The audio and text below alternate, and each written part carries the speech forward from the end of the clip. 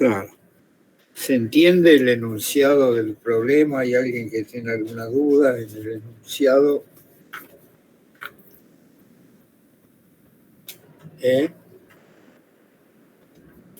Se entiende. Se entiende. O sea, ¿cómo harían ustedes ahí? Primero, ¿qué es lo que va a pasar ahí? Va a variar el flujo, ¿no? Sobre la espira, porque los rieles y la barra forman una espira triangular, que es este triángulo isósceles, ¿sí? A medida que esta barra se va corriendo para la derecha, ese triángulo se va haciendo más grande, ¿sí o no? Sí. La superficie va aumentando del triángulo y por lo tanto el flujo a través de esa superficie va aumentando. Entonces, ¿qué se va a inducir en esa espira? Una fuerza electromotriz y una corriente, ¿verdad? Que va a dar lugar a circulación de corriente. ¿Qué sentido tendría esa corriente circulante? ¿Horaria o antihoraria? Antihoraria. Muy bien. ¿Por qué? Porque tiende a producir un campo saliente para compensar el aumento del campo entrante, ¿sí o no? Claro. Y entonces, si miramos y hallamos la polaridad de la fuerza electromotriz inducida, que no la pregunta el problema, pero claro, entre estos dos puntos, el de arriba y el de abajo, ¿cuál sería el positivo? ¿El de arriba o el de abajo?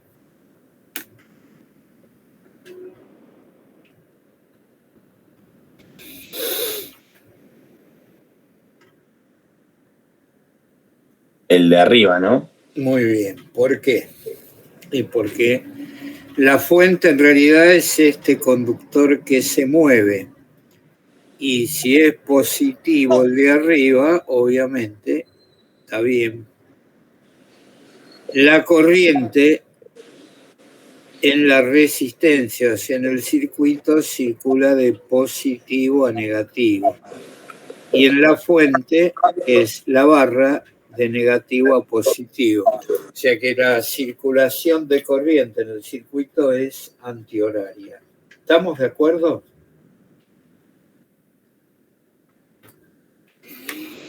Y esa fuerza electromotriz inducida en módulo es la derivada del flujo respecto del tiempo, ¿sí o no? El signo menos quiere decir que se opone a la causa que la da origen, que es lo que explicamos ahí, cómo debía ser el sentido de circulación de la corriente y la polaridad. Eso ya lo vimos. O sea que directamente tenemos que encontrar cómo varía el flujo en función del tiempo para poderlo derivar. Pero como ahí está variando la superficie del triángulo al moverse la barra según el eje de las X, yo por el teorema de derivación de funciones compuestas, puedo decir que esto es la derivada del flujo respecto de la variable X por la derivada de X respecto de T. ¿Estamos de acuerdo, sí o no?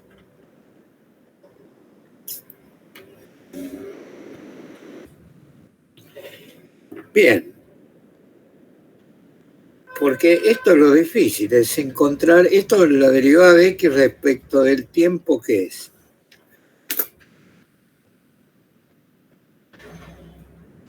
La velocidad. Correcto. Entonces hay que encontrar cómo varía el flujo en esa espira triangular en función del tiempo. ¿Sí o no?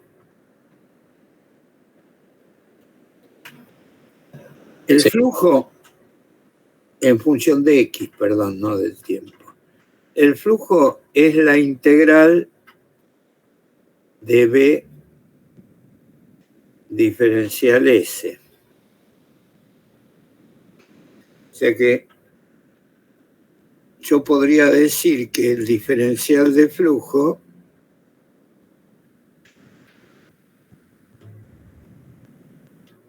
es B por diferencial S.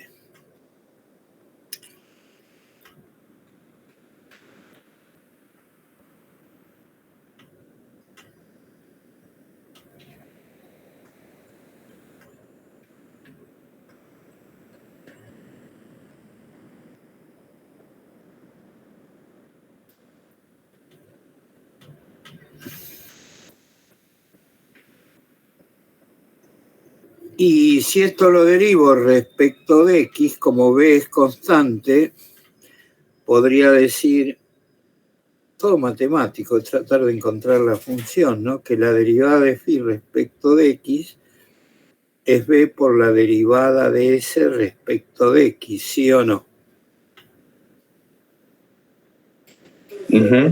Sí. Entonces yo para poder derivar la superficie respecto de X tengo que encontrar cómo varía la superficie de ese triángulo que está acá en función de X.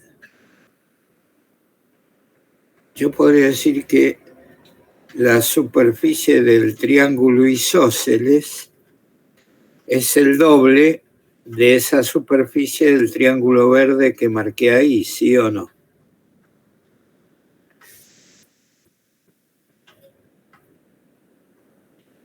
¿Eh? Sí. ¿Y cuánto vale la superficie de ese triángulo verde?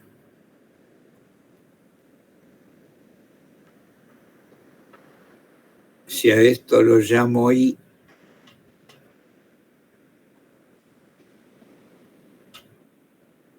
y esto es X, la superficie es base por altura sobre 2, ¿sí o no?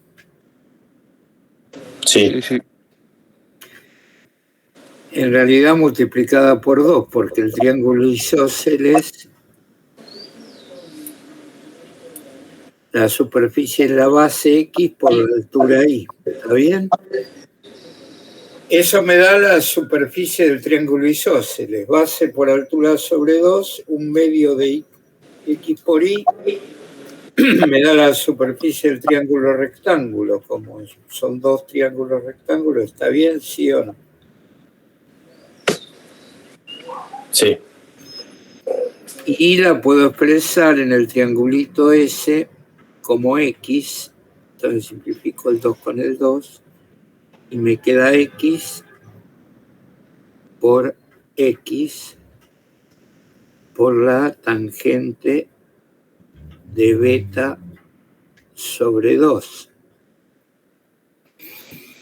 ¿Verdad? O sea, me queda X cuadrado por la tangente de beta sobre 2. ¿Sí o no? Sí.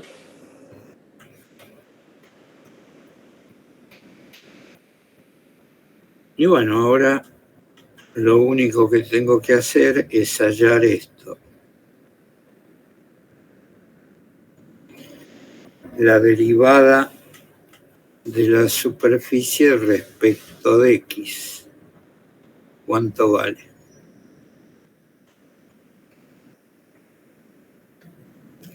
Dos X por la tangente de beta sobre 2, ¿sí o no?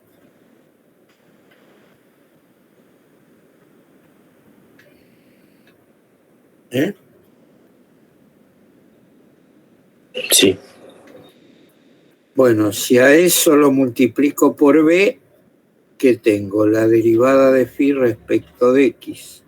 Y si a la derivada de phi respecto de X la multiplico por la velocidad, tengo la fuerza electromotriz inducida. Así que creo que la respuesta correcta es esta, ¿no?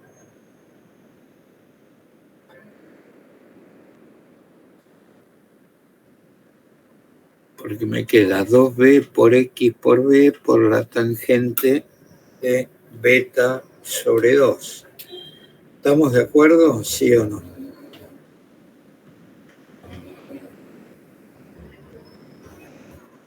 Sí. ¿Dónde estaba lo difícil? ¿O por qué no le salía este ejercicio? ¿Qué era lo que no entendía? No, yo me perdí con lo de la superficie, no sabía cómo calcularla. Bueno, los problemas acá justamente de aplicar la ley de Faraday, el problema está ahí, en encontrar cómo varía la superficie en función de la variable, en este caso de x, ¿no? Justamente está en encontrar el diferencial de S o S. Porque el B normalmente es constante. Igual que en el primer problema que, bueno, ahí nos daban cómo variaba el radio de la espira, cómo variaba la superficie, en el problema que propuso el compañero de ustedes. ¿Quedó claro, chicos, este problema? Sí. Bueno. ¿Quieren hacerle una captura?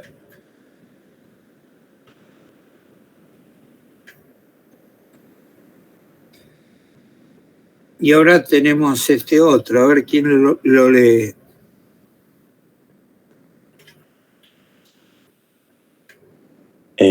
Dos conductores cilíndricos modelados como infinitos tienen radios R1 igual a 2 centímetros y R2 igual a 1 centímetro respectivamente, y se disponen perpendiculares al papel tal como indica la figura. En la sección del conductor de radio R1 se establece una densidad de corriente uniforme de módulo J1 igual a 1 amper sobre metro al cuadrado, entrante al papel. Y en la sección del conductor 2, una densidad de corriente de módulo J2 igual 1 amper sobre metro cuadrado, saliente del papel. Calcule el vector de inducción magnética en el eje del conductor de radio R2.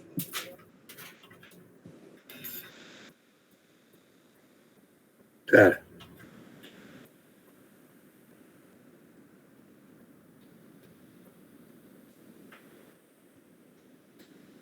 O sea, ¿cuánto vale la inducción magnética en el eje del conductor de radio R2? O sea, en este punto.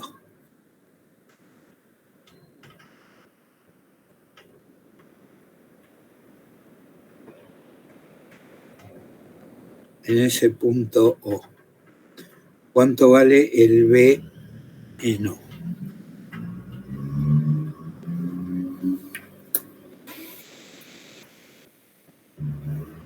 ¿Cómo lo intentarían hacer o cómo lo intentaron hacer?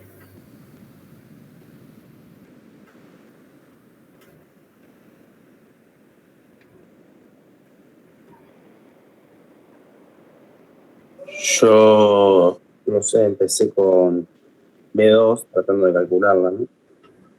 Pero me perdí un poco. A B2 vale 0 porque es el conductor en su eje. No hay campo magnético debido a 2 ahí. A la corriente 2. Recuerden que en un conductor grueso, si yo tomaba el conductor que tenía, a ver,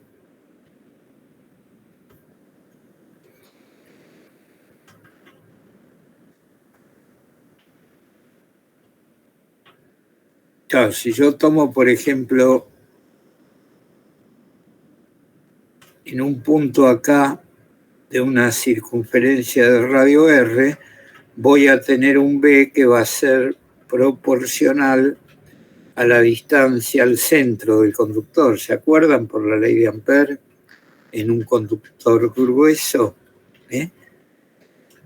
si yo tomo, a ver, Lo habíamos visto.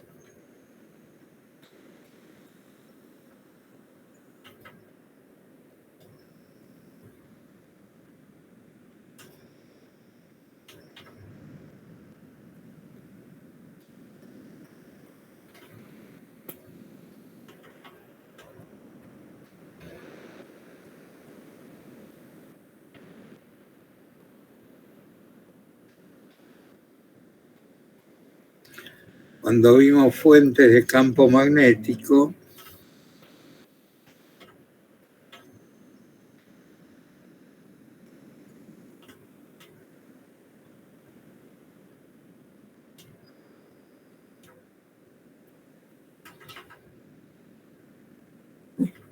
cuando vimos la ley de Ampère, campos provocados, que yo les dije, guarda con este problemita que está acá, ¿se acuerdan? Lo hicieron, ¿no? O muy parecidos. Y con este otro que está acá, el del coaxil, ¿se acuerdan que se los recomendé también, no? ¿Se acuerdan? Sí. Cuando vimos el conductor grueso, vimos que para calcular el campo a una distancia r del centro del conductor, yo tomaba un camino amperiano que era una circunferencia, entonces la corriente encerrada era una fracción de la corriente total que encerraba esa circunferencia de superficie pi por el radio minúsculo al cuadrado, y la densidad de corriente distribuida uniformemente era I sobre pi r cuadrado. Entonces me quedaba que el campo variaba proporcionalmente al radio. Pero si particularmente estoy en el centro, ¿cuánto vale el campo? 0. Bien. O sea que el conductor S en el centro del conductor no produce campo. Pero el otro conductor sí. O sea, ahí tenemos el campo producido por el conductor 1. Es decir, el B en el punto O, por superposición, porque el campo es proporcional a la corriente, yo puedo decir que es la suma de B1 más B2. Por ahí se confundieron un poco en el dibujo por esta curva que hay acá afuera, pero yo esto lo tomé de un final. Creo que el final está ahí en el aula virtual, lo puse, y había otra pregunta. A lo mejor les pedía cuánto varía la circulación de B en este camino cerrado, era directamente aplicar la ley de Ampère. Mu0 por esta corriente menos Mu0 por esta otra, porque tienen sentido contrario. Entonces, si uno quiere calcular ahora el valor del campo magnético en este punto producido por el conductor 1, tiene que tomar una circunferencia, un camino amperiano. Bueno,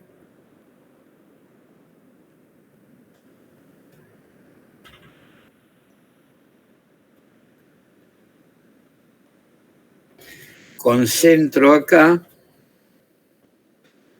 y radio R1. Este radio que sería R1 más D más R2. Entonces aplica la ley de Ampère y dice, la circulación en ese camino de B1 diferencial L es mu0 por la corriente encerrada. Estoy calculando V1, ¿no? V2 ya dije que es 0. Estoy aplicando superposición. No tengo que calcular esta porción de corriente porque estoy aplicando superposición. ¿Ok? Entonces me queda que V1 por 2pi R, o sea, por 2pi R1 más D más R2 es igual a mu0 por la corriente encerrada, que es J1 por pi R1 cuadrado, que es la superficie de este círculo, porque ahí ese camino encierra la totalidad de la corriente, ¿sí o no? ¿Estamos de acuerdo? Me perdí en el último paso. Y el B es uniforme en todo ese camino, ¿no? Porque estás a la misma distancia por simetría. Como es una circunferencia, lo sacás afuera de la integral. Y la longitud del camino te queda 2pi r. O sea, 2pi R1 más D por R2. Sí. Y eso es igual a mu0 por la corriente que encierra ese camino. Y la corriente que encierra ese camino es solamente la de este conductor, que es la densidad que te da vos. Sí. Y como esa corriente es saliente o entrante, entrante, quiere decir que el B acá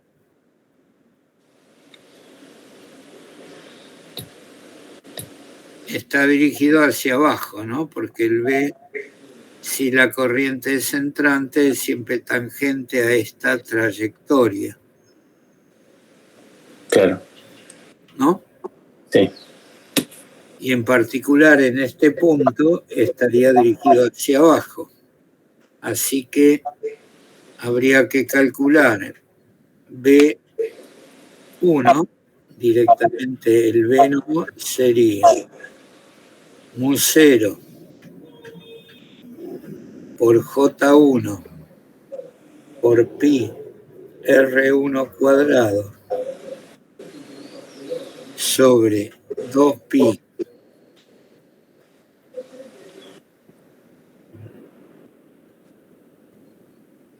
R1 más R2 más D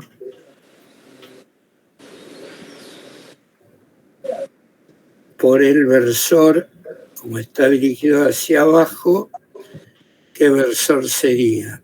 Menos J, ¿verdad? ¿Sí o no?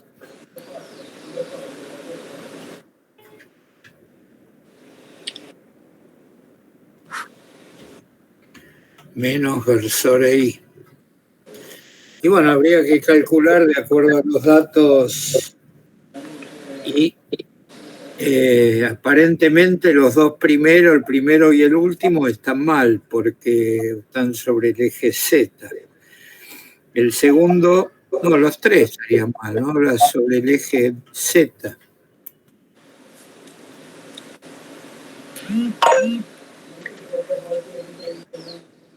No, el segundo está sobre el eje Y.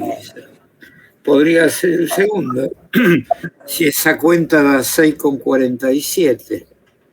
Alguien lo puede calcular y verificamos.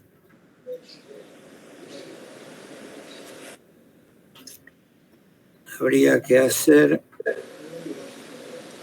menos 4pi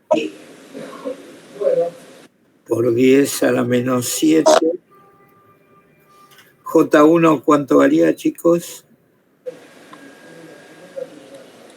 1 amper por metro cuadrado, o sea, 1. Todo en el sistema MKS por pi otra vez, por R1. ¿Cuánto es R1? R1 es 2 centímetros. 0,02 metros al cuadrado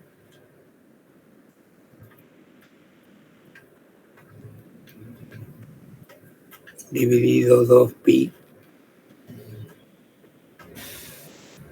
que se va con este 4pi y queda un 2. R1, que es 2 centímetros, 0,02 más D, que vale, ¿cuánto era D? 2 centímetros. No, D es 1,5. 1,5 centímetros, o sea, 0,015 más R2, que es 1 centímetro, 0,01. Habría que ver esa cuenta y ver cuánto da.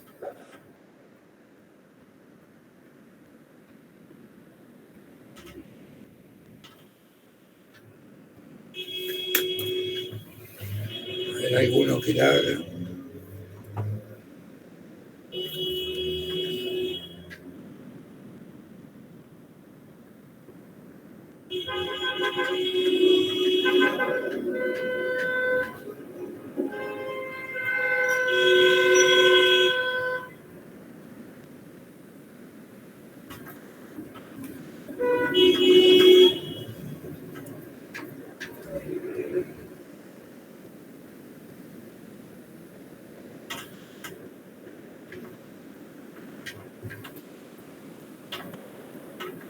¿Cuánto dio? 5,5 por 10 a la menos 9 puede ser. No sé, yo no la hice, pues no tengo la calculadora acá. Chequean, por favor, a ver. A mí me dio lo mismo. 5,5 por 10 a la menos 9. ¿Y cuánto daba en la guía?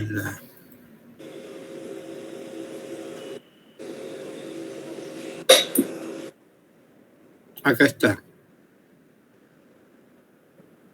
5,5 nanotesla. Está bien, 10 a la menos 9 es nano. O sea que la respuesta correcta es esta. Está bien, sí. Ahí está. ¿Ok? Genial.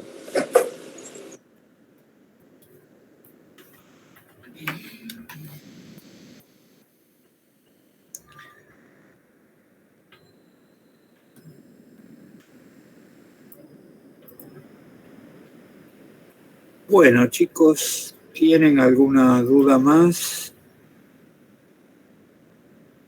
Sí, profesor, yo tengo una duda con alguno de los finales. Bueno, decime cuál. Sería el primer final, el 13 del 7 del 16.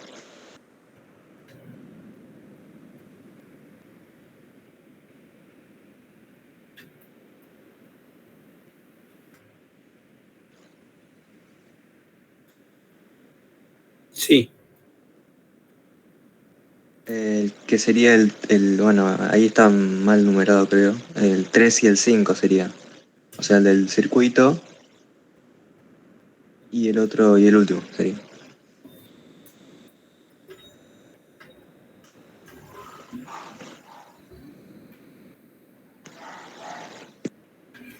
El 1, el que dice 1, ¿y cuál otro? Y el último. Y el último.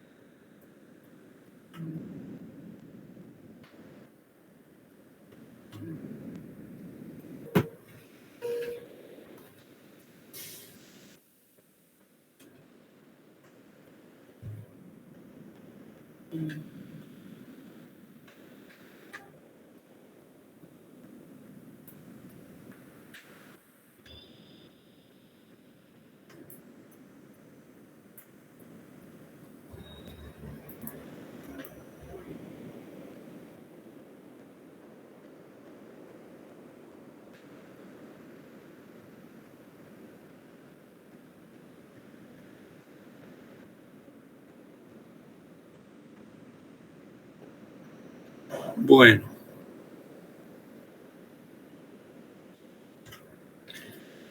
La parte 1, a ver, léelo el problema.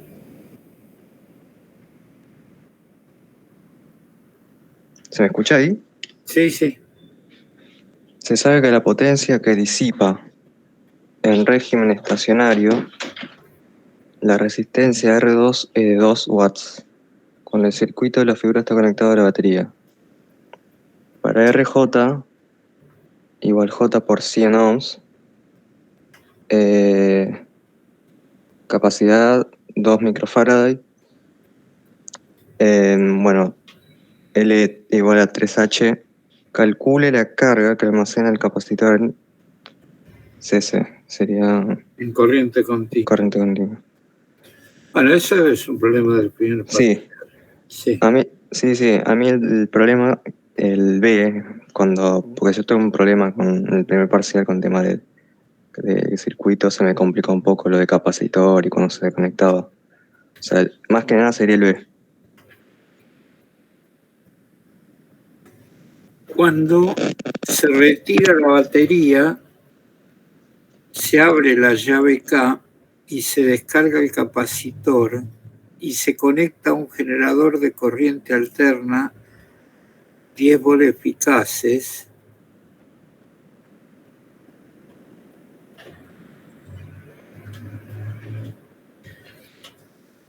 O sea,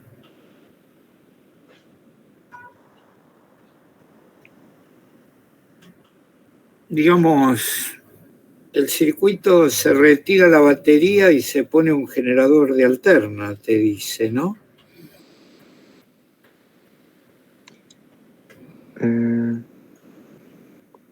Claro, sí.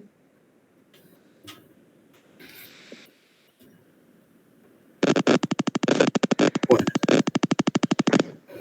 Y entonces te queda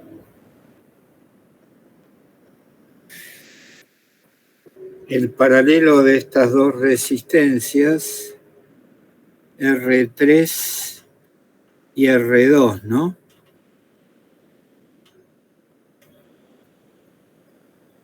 Sí. Como esta llave está abierta, esto desaparece. Te queda un capacitor de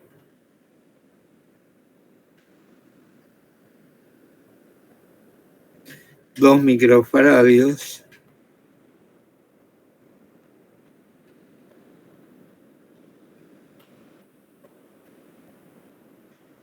y una inductancia de 3 Henry, ¿sí o no? Sí.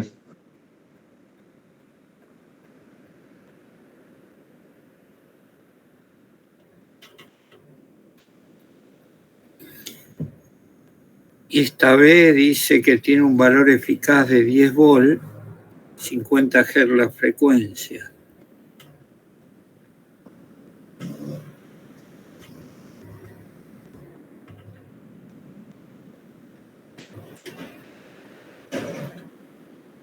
¿Sí? Sí. Te pide decir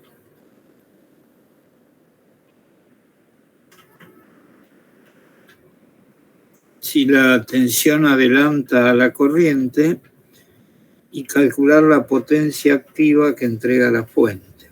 ¿Eh? ¿Sí o no? Sí. Bueno, entonces la resistencia esa sería el paralelo de R2 con R3, ¿verdad? Claro.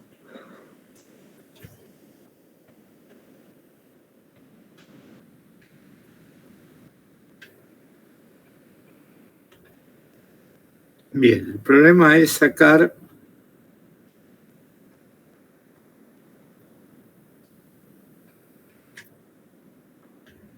la resistencia R2 disipa 2 watts. Sacar las resistencias. R2 disipa 2 watts. O sea que primeramente en corriente continua, se supone que la llave está cerrada y tenés R3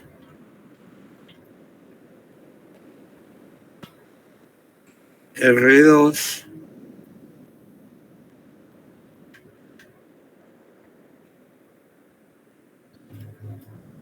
el capacitor está en régimen estacionario, o sea que está cargado, no circula corriente.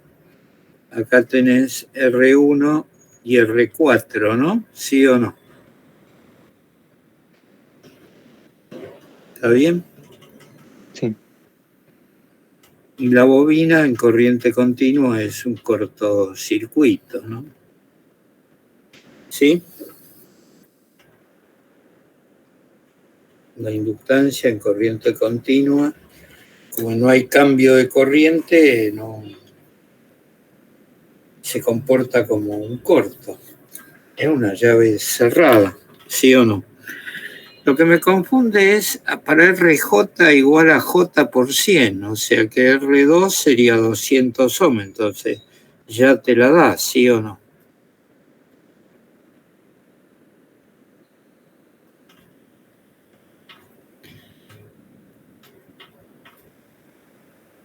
Con este dato,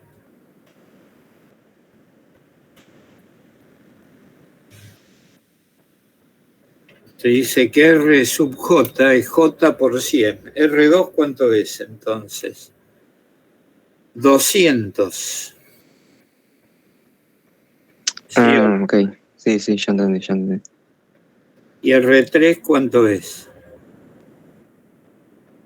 300, ¿sí o no?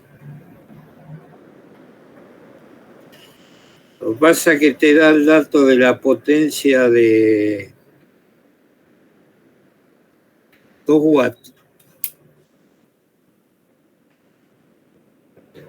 para determinar la carga que almacena el capacitor, aunque en realidad te da porque no te da la tensión de corriente continua, entonces te da la potencia. Pero ese dato de la potencia es para la primer parte, para la parte de corriente continua. ¿Está claro? Ok, sí, sí. Entonces, 200 en paralelo con 300, ¿cuánto te da? 6 dividido 5.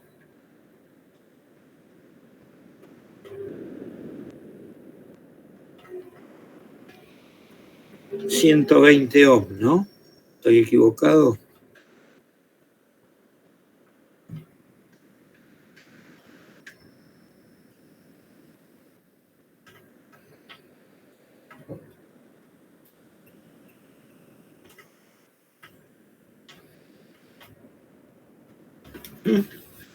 ¿Sí o no? 200 en paralelo con 300 da 120, ¿no? Producto sobre suma, 200 por 300,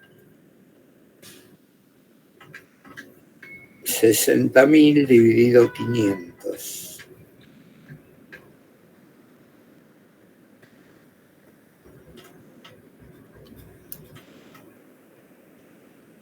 $120 ohms, ¿sí? ¿Estamos de acuerdo? Sí. Bueno, entonces te pregunta si la tensión adelanta o retrasa respecto de la corriente. ¿Cómo lo sacás eso? Y calcular la reactancia inductiva, que es 2πf por L, o sea, 2pi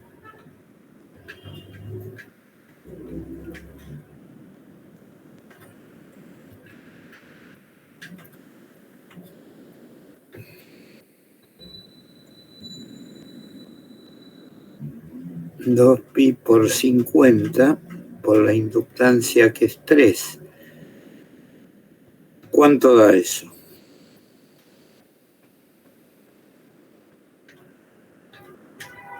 Ayúdame con las cuentas porque no...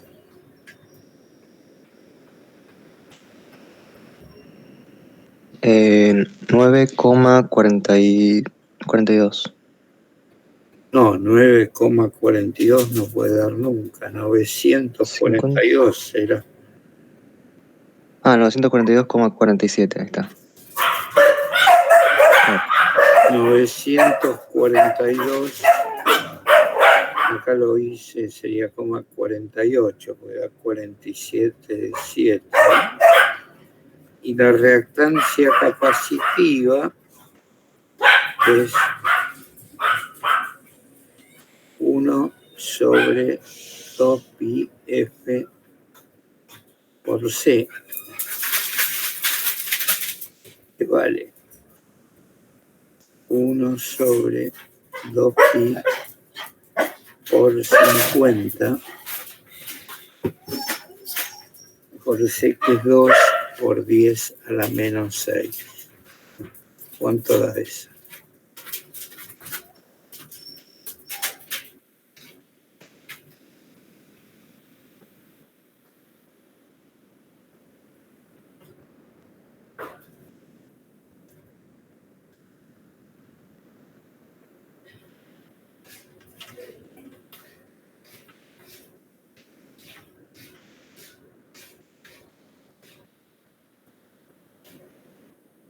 ¿Pero no es a la menos 6? No llego a leer bien. Sí, a la menos 6. ¿Cuánto da eso?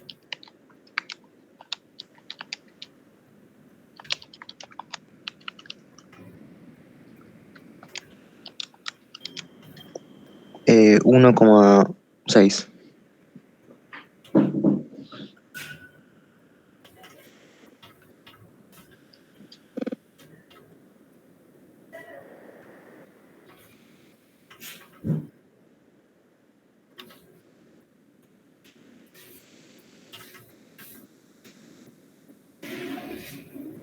$1.591, ¿no?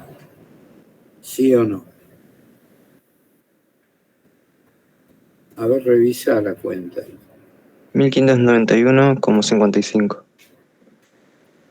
Bueno, entonces la reactancia inductiva te dio 942,48 ohms y la reactancia capacitiva te da 1591,55. Entonces, ¿cuál es mayor? Reactancia capacitiva. Entonces, el circuito tiene características capacitivas. Por lo tanto, la tensión adelanta o atrasa respecto de la corriente, si es capacitivo.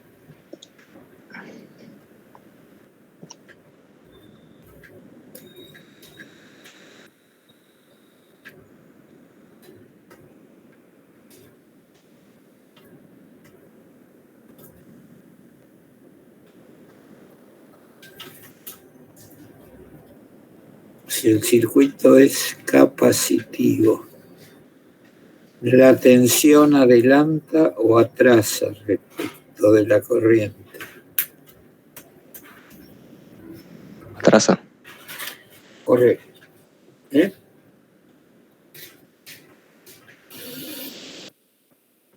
Y en esa situación te pide que calcules la potencia activa que entrega la fuente. ¿Cómo la calculas?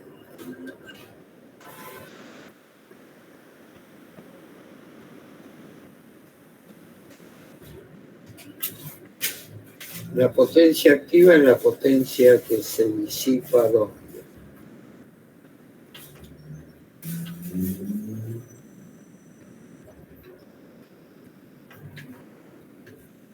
¿Eh?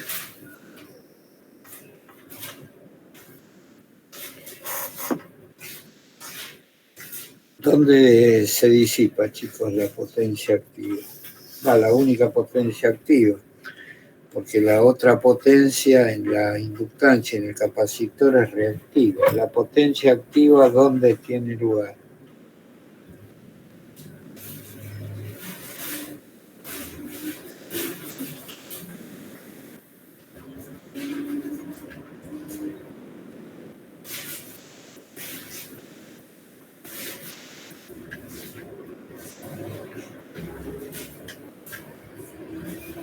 En esos tres elementos, R y BC, ¿dónde tengo potencia activa? ¿En los tres o solo en uno? ¿En cuál? En R. Correcto. Y bueno, la potencia activa es la potencia que se disipa en R. ¿eh? ¿Cuánto vale la potencia que se disipa en R?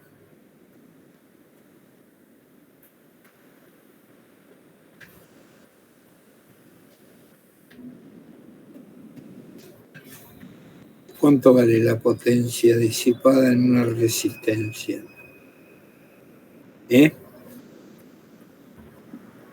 I cuadrado por R. Correcto. Y la corriente la tengo que sacar. ¿Cómo saco la corriente en módulo?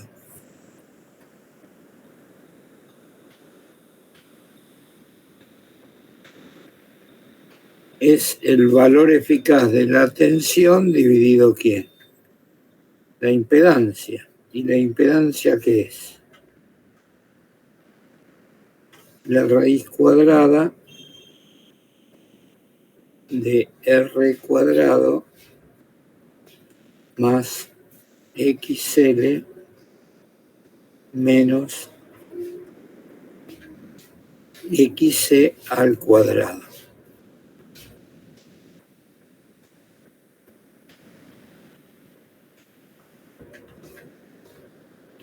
El valor eficaz de la tensión me dice que es ¿cuánto? 10 volts.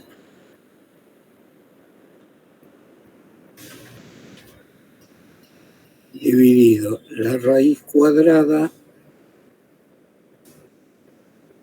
de la resistencia, que es 120 al cuadrado, más 942 con 48 menos 1591 con 55 al cuadrado.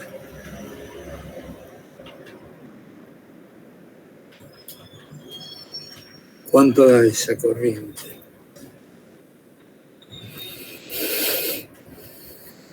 $0,015. ¿Lo chequearon? ¿Da eso?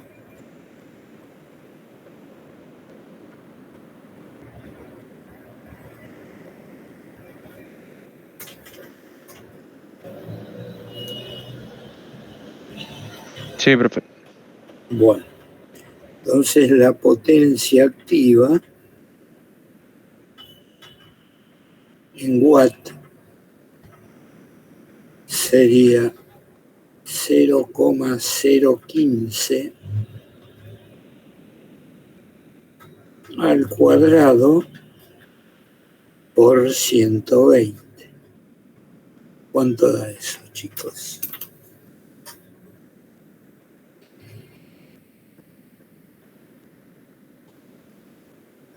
$0,0275 o 0,028. 0,28. 0,28 watts, o sea, 28 miliwatts.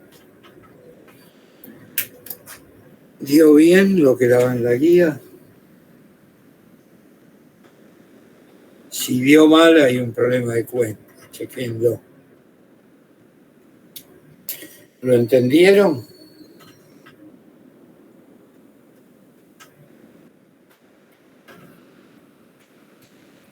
Bueno, si quieren hacerle una capturita de pantalla,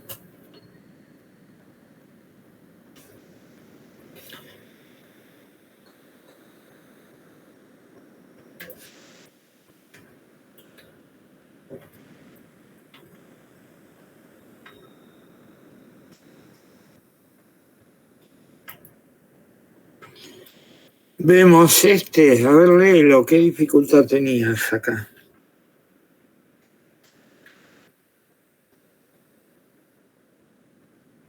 No, que no supe cómo con Carlos. La figura muestra una espira que consiste en una barra de masa M enhebrada en un cuadro en forma de U cuadrado. El conjunto tiene resistencia eléctrica R, y entre la barra y el cuadro hay rozamiento. Cuando el sistema se coloca en una región con campo magnético uniforme de intensidad adecuada y se suelta la barra, esta cae a velocidad constante. A. Indique y justifique el sentido en el que circule la corriente inducida en el cuadro. Bueno, ¿eso lo pudiste resolver?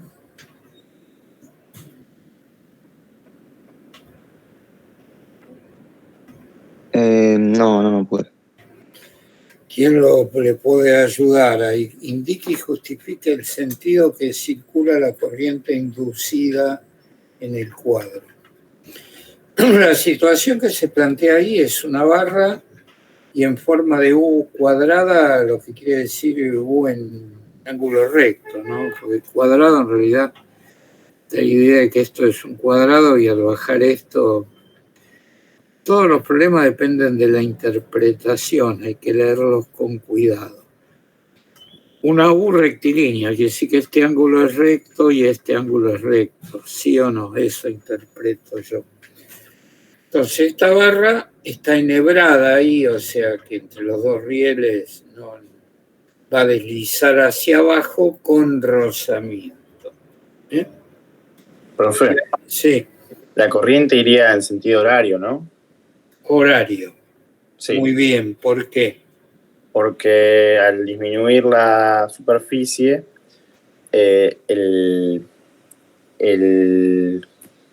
¿cómo se llama?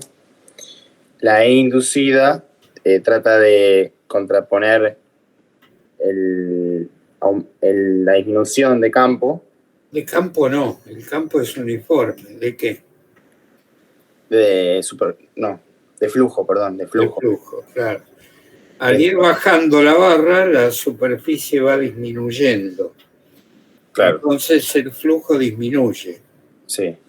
Y la corriente tiende a producir un campo entrante que compense la disminución de superficie. Y para producir un campo entrante, la corriente en esa espira tiene que circular en sentido horario. Muy bien. Entonces, la polaridad de esa fuerza electromotriz inducida. Este punto respecto de este sería positivo o negativo. La corriente circula en forma horaria. Entonces, este punto es positivo o negativo respecto de este.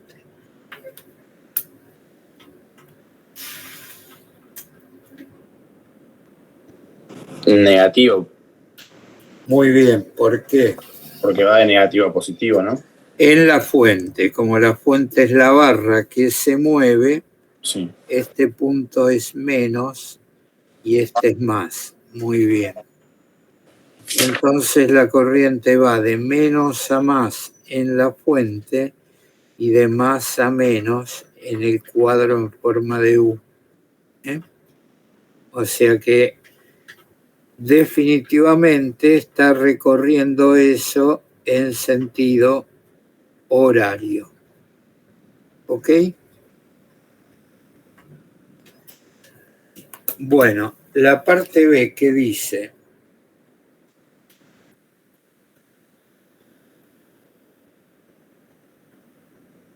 Halle la expresión de la fuerza de rozamiento entre el cuadro y la barra. correcto.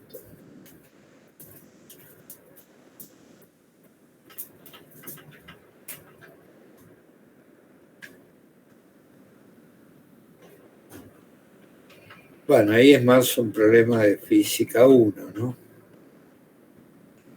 ¿Cuánto vale la fuerza de rozamiento? Eso?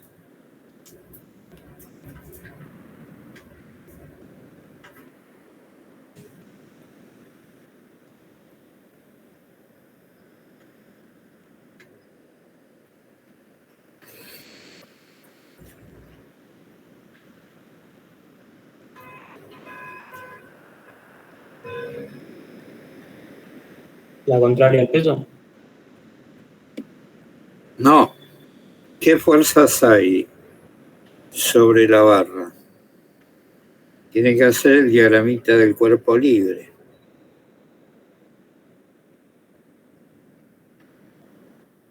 La barra, ¿qué fuerzas tiene? El peso. Muy bien. ¿Qué más?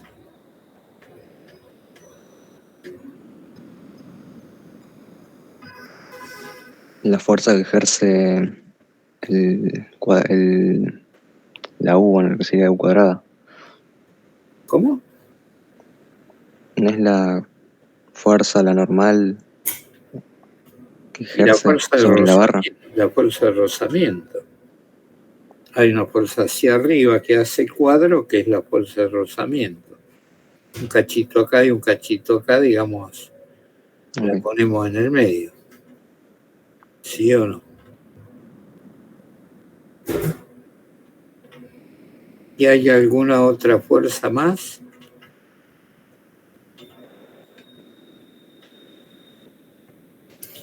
Claro, por el cuadro circula una fuerza, una corriente.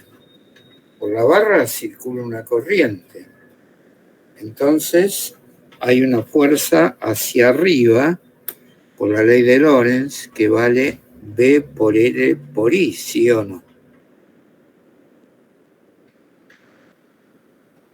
La fuerza de Lorentz. Al circular corriente en un campo magnético, hay una fuerza de valor B por L por I, donde I es la intensidad de corriente que circula en el cuadro, ¿sí o no?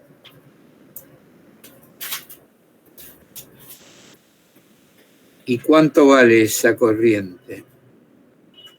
Y vale la fuerza electromotriz inducida sobre la resistencia. Había que aclarar que se desprecia la inductancia del cuadro, ¿eh? Pero si no, igual la corriente es constante, porque la barra cae a velocidad constante, entonces la derivada de la corriente respecto del tiempo no produciría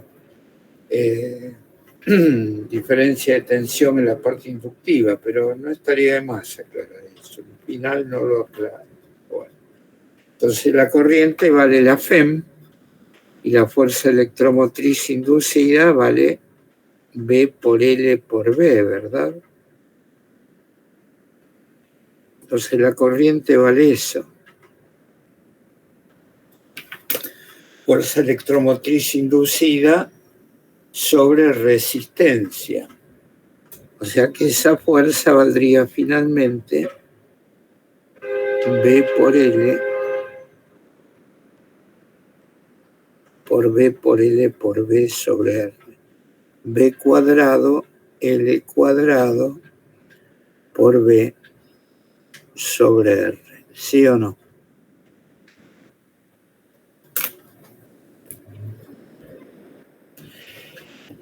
Y entonces, la fuerza de rozamiento sería tal que cumple la primera ley de Newton. O sea, si la barra baja a velocidad constante, quiere decir que no hay aceleración. Entonces, la suma de esas tres fuerzas, ¿cuánto vale?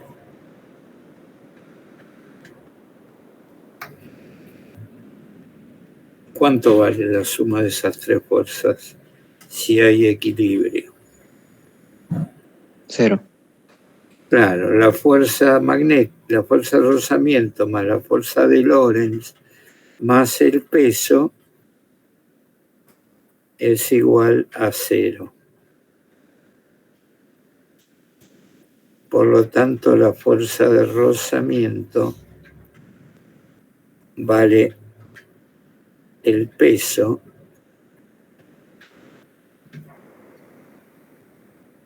en módulo, ¿no? El sentido es hacia arriba, menos la fuerza de Lorentz, que vale P cuadrado, L cuadrado por B sobre la resistencia del circuito. ¿Eh?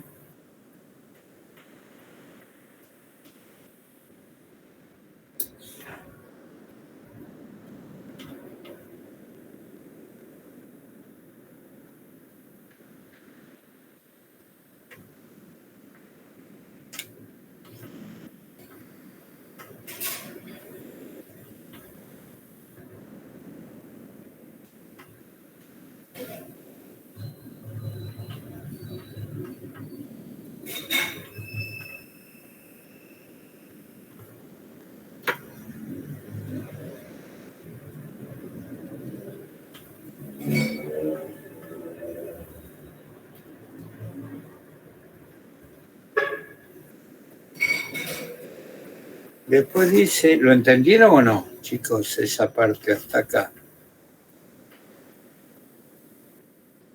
¿Está bien? Sí, sí, sí. Ahora después dice, discuta si es posible eliminar el rozamiento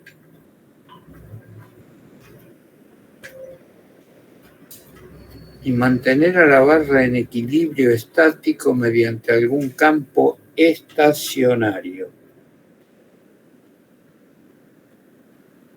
¿Y ustedes qué dicen?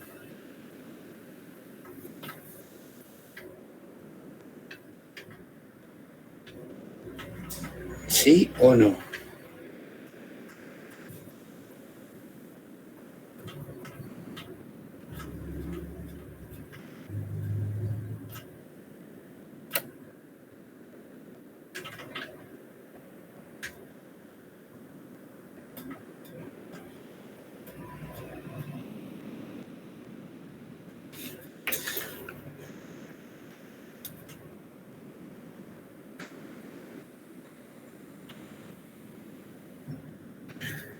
¿Qué entendemos por equilibrio estático?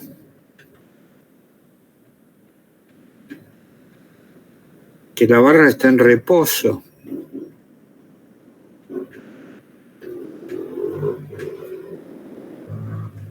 ¿Sí o no?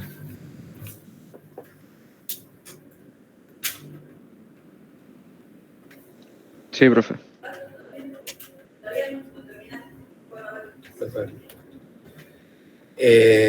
Pero si la barra está en reposo, ¿hay fuerza electromotriz inducida? Si no hay velocidad.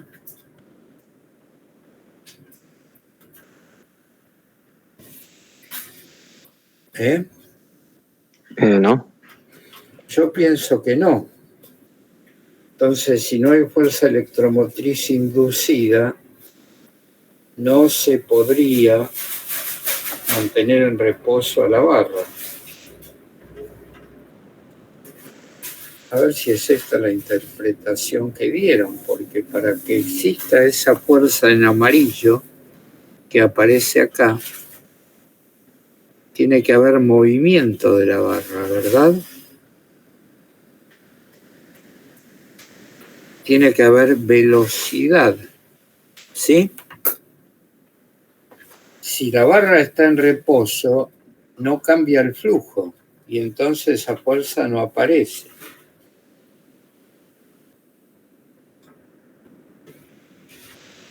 Media rara la pregunta. ¿Qué decía la respuesta de la guía?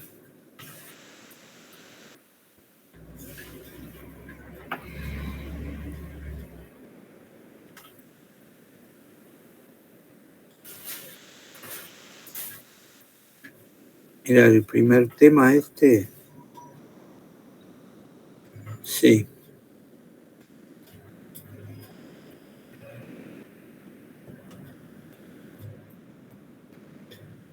Claro, lo da imposible. Sí, claro, lo interpretamos bien, pero igual es media extraña, ¿no? Claro, no, pues si la barra está en reposo, no hay cambio de flujo, no hay fuerza electromotriz inducida, no hay corriente, no.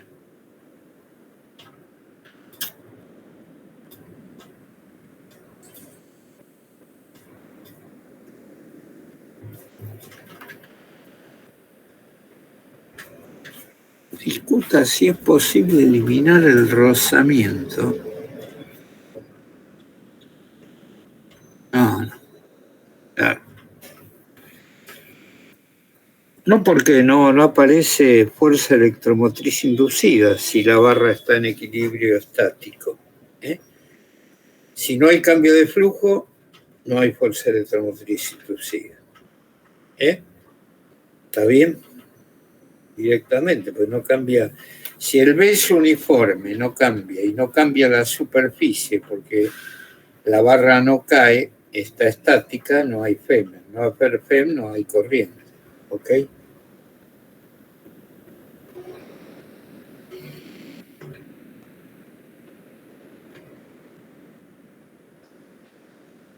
¿Sí o no?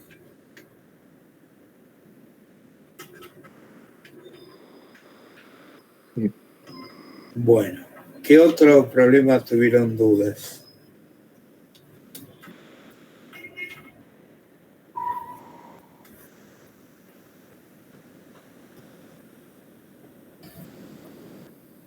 Igual vamos a tener una charla más.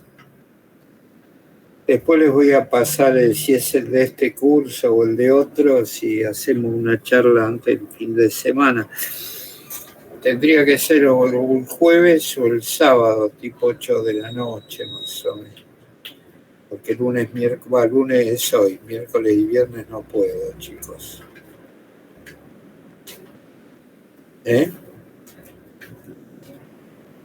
¿Estamos de acuerdo? Perfecto.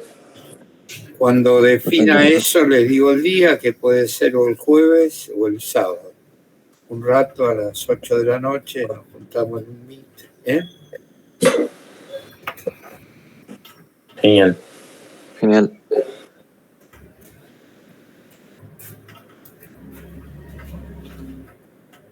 Bueno, si no tienen otra pregunta, los quedamos en vernos en esa reunión o la semana que viene en la facultad a las 8:15 de la mañana. ¿Ok? Está bien, profe. Dale, profe. Dale. ¿De acuerdo?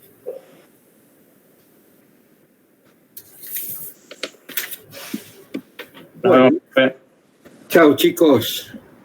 Chao, profe. Tengan Chao, profe. buena semana.